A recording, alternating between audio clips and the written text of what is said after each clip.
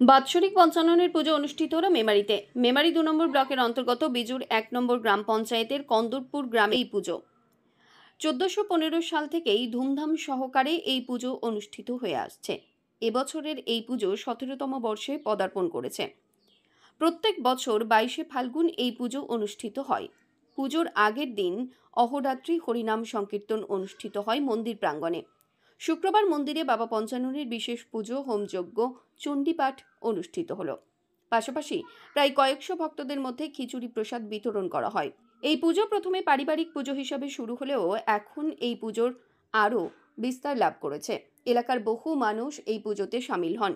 বহু দূর দূরান্ত থেকে আসেন ভক্তরা। আজকের পুজো হচ্ছে পঞ্চানন শিবের। কোন গ্রাম এটা? এটা কন্দর্পপুর গ্রাম। কত বছর ধরে হয়ে আসছে এই পুজো?